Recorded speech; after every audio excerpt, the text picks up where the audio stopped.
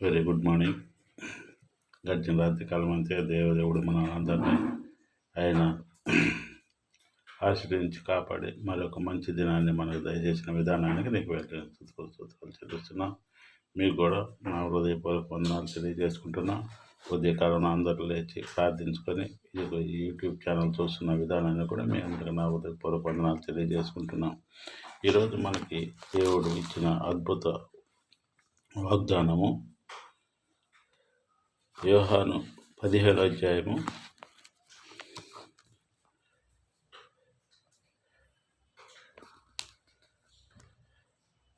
14వ అధ్యాయము 14వ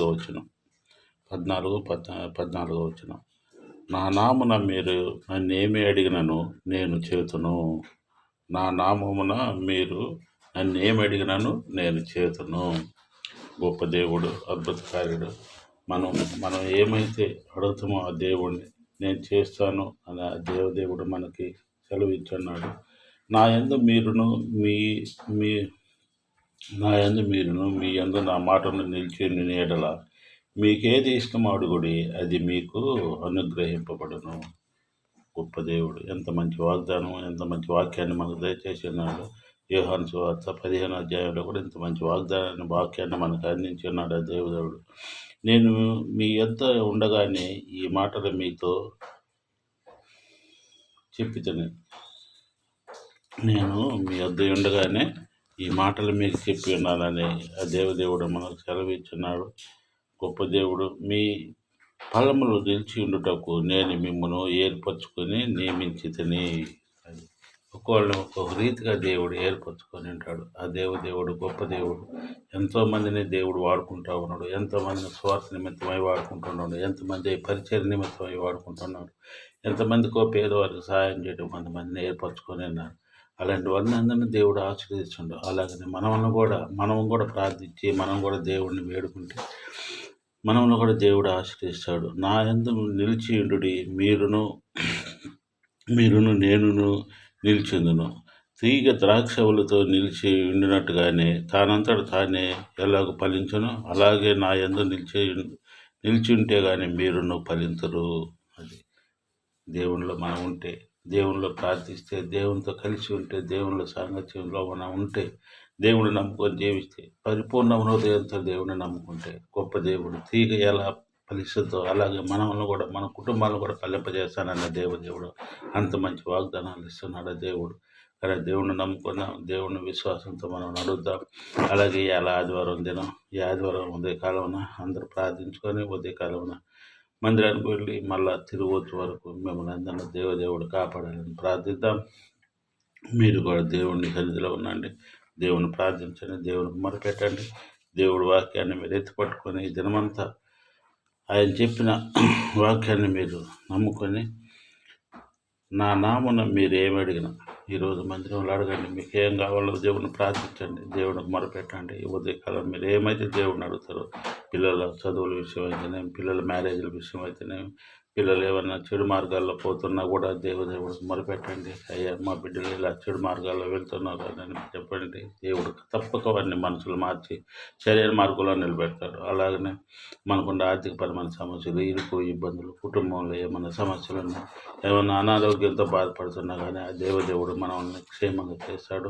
మనల్ని ఆయన గాయపడిన హస్తంతో మనల్ని తట్టి ముట్టి స్వస్థపరిచాడు. కనుక ఆ దేవునికి మొరపెట్టండి. ఆయన వాక్యానుసారంగా మనం ఈ దినమంతా ఆదివారం ఉదయకాలం సాయంకాలం ఆదివారం అంతా మనం ఆయన సన్నిధిలో భద్రపరచుకోవాలని మనం ప్రార్థనలో నడుచుకుందాం. ప్రార్థన భూమిని ఆకాశము సర్వలోకం రీతిగా ప్రపంచాన్ని గొప్ప దగ్గర తండ్రి ప్రభానైనా గడిచిన ఆదివారం నుంచి ఆదివారం వరకు ప్రభా మమ్మల్ని అందరినీ ఆశ్రయించి కాపాడి మరి ఒక మంచి ప్రభా వారాన్ని మారిపి దయచేసిన విధానాన్ని నీకు వెళ్ళిన స్తోత్రాలు చెల్లిస్తున్నాం. ఇదిగో ఈ ఉదయకాలం ప్రభా ఎంతమంది బిడ్డలే ప్రభా నీ మందిరాలకు వెళ్తున్నారో తండ్రి, అలాంటి బిడ్డలు పోయి తిరిగి వచ్చే వరకు నీ సన్నిధిలో బిడ్డలను భద్రపరచుకోండి. బిడ్డలకు ఎలాంటి ఒడిదుడుకుల సమస్యలు లేకుండా కాపాడండి.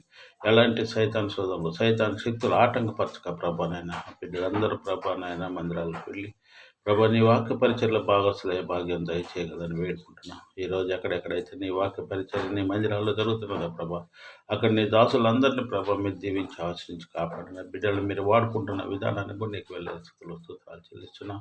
వాక్య పరిచయంలో బిడ్డలు వాడుకుంటున్న విధానాన్ని కూడా నీకు వెళ్ళే స్థితిలో సూత్రాలు చెల్లిస్తున్నాం. అలాగే వృద్ధాప్యంలో ఉండి కూడా ప్రభా నీ వాక్య పరిచర్య చేస్తున్న ప్రతి ఒక్క బిడ్డను మీరు పేరు పేరు వస్తుంది దీవించి ఆశ్రయించి కాపాడండి. అలాగే నీ వాక్య పరిచర్య నిమిత్తమై ప్రభా నాయన ఎక్కడెక్కడికైతే ప్రయాణాలలో నీ దాసులు వెళుతున్నారో తండ్రి, అలాంటి బిడ్డలందరినీ మీరు దీవించి ఆశ్రయించి కాపాడండి. వారిని కాపుదల్లో భద్రపరచుకోండి. ప్రయాణాలలో అంతట్లో మీరే తోడుగా ఉండి ఆ బిడ్డలు ఎక్కడైతే మందిరాల్లో నీ వాక్య పరిచర్యకు వెళ్తున్నారో వాడు పోయి వాక్య పరిచర్య చేసి తిరిగి వాళ్ళ కుటుంబాలు చేరు వరకు ప్రభాన్ని నీ యొక్క కృపలో వారిని భద్రపరచుకుని రెక్కలను భద్రపరచుకోగలని వేడుకుంటున్నాను తండ్రి.